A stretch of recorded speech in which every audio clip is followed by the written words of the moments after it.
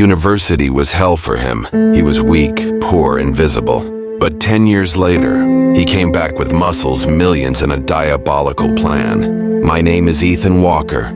I was born in 1994 in a small town in Ohio. In 2012, I was accepted to Stanford University on a scholarship. Back then, I was nobody. I was skinny.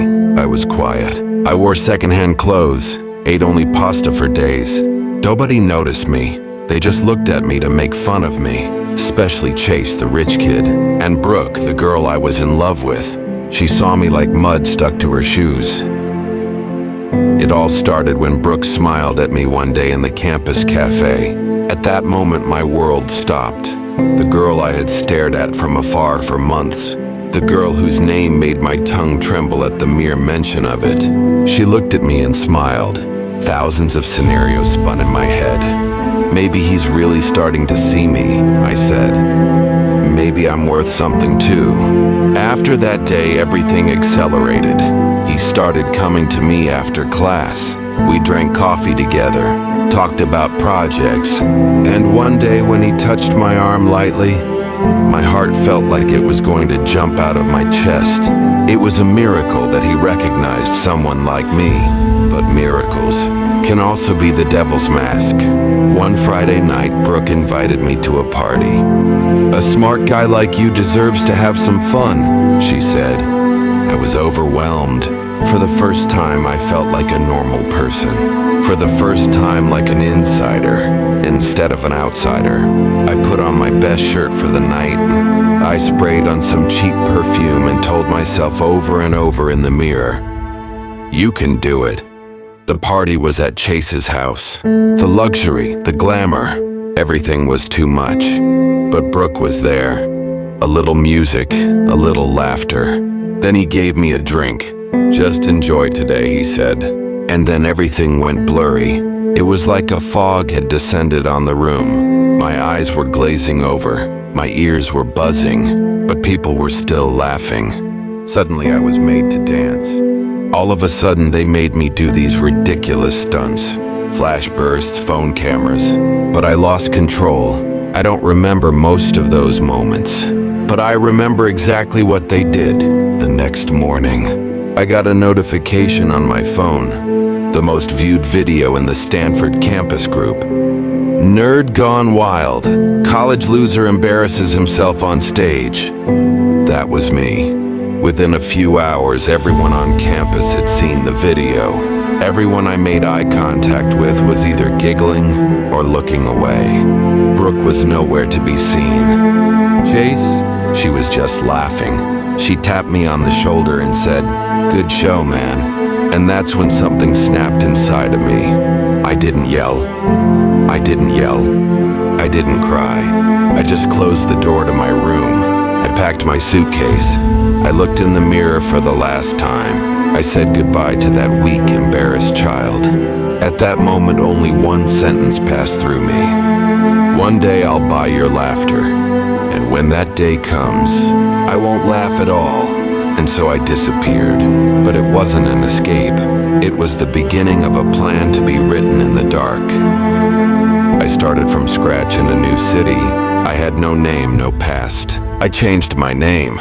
I deleted my phone, my email address, my social media accounts. I vowed to go from a loser with a Stanford degree to someone unimaginable. For the first 3 months, I just worked. 12 hours a day in the library, nights at the gym. When the veins in my arms started to show, I looked in the mirror for the first time and said to myself, "You're changing." But physical transformation was not enough. I had to go from being a joke they laughed at to a leader they looked up to. I made one rule for myself. Don't talk, show it. I started studying economics at a small university where I was accepted on a scholarship. But I wasn't just learning from books. I was digging in forums. I was learning code on the dark web, studying business models, digging into the background of cryptocurrencies. By the end of the year, thanks to an in-game item exchange bot I launched at 3 a.m., I made my first 10,000. It wasn't a fortune, but it was the first victory. In that moment, I pictured Chase's mocking look, Brooke's fake smile, and And I thought to myself, that was just the trailer. The real movie is starting. I invested the money I made right away. I built e-commerce sites. I figured out advertising algorithms. And by the age of 22, I was an anonymous digital entrepreneur making $70,000 a month. But still, no one knew me because I wasn't growing up in their world. I was growing up in their background code.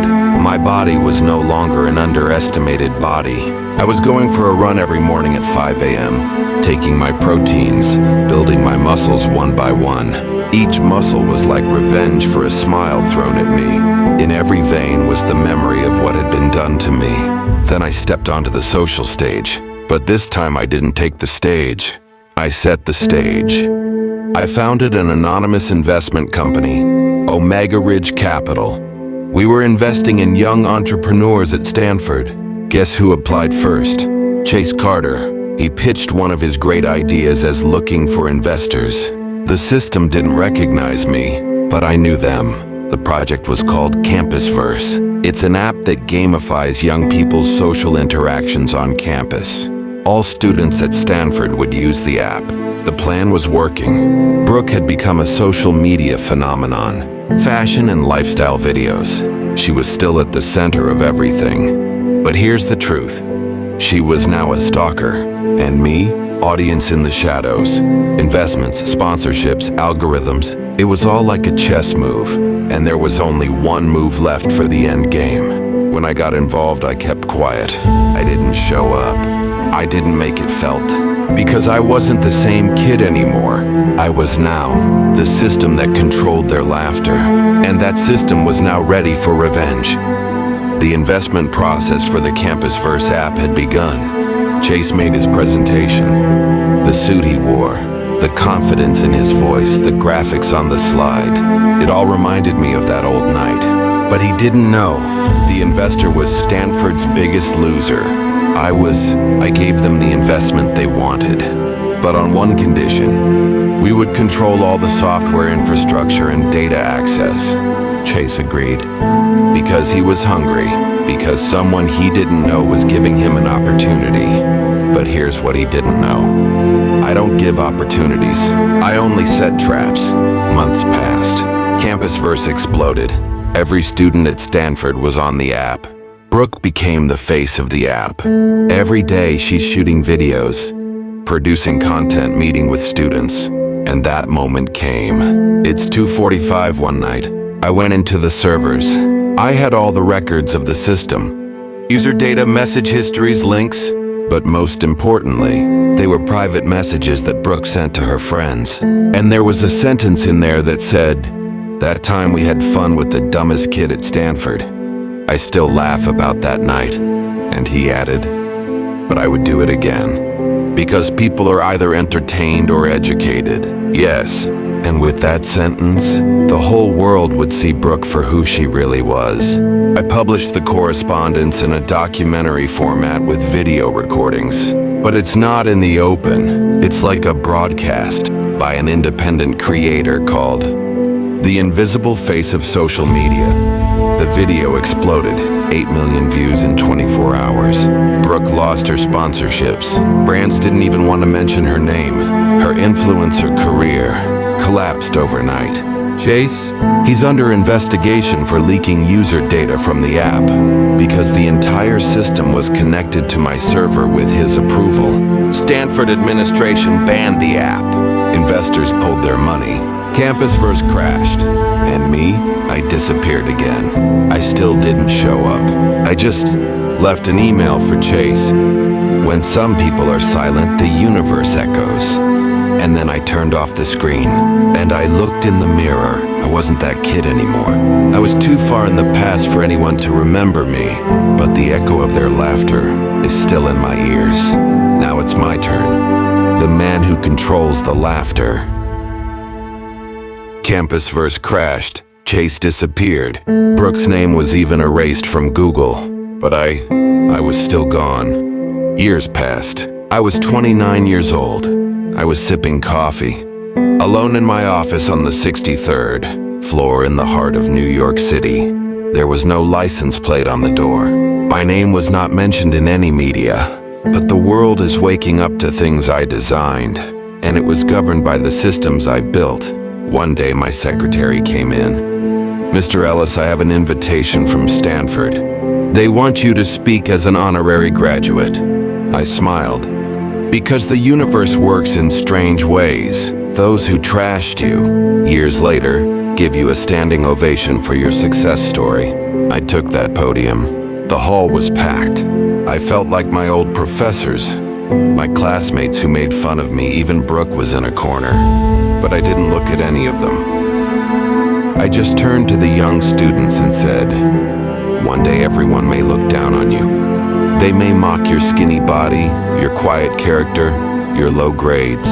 But remember, revenge is the weak man's poison. Strategy is the strong man's weapon. I have silenced my weapon. And it is with that silence that I come to this podium today." The hall stood up. There was applause. But I wasn't there for applause. I was there to tell the quietest form of revenge.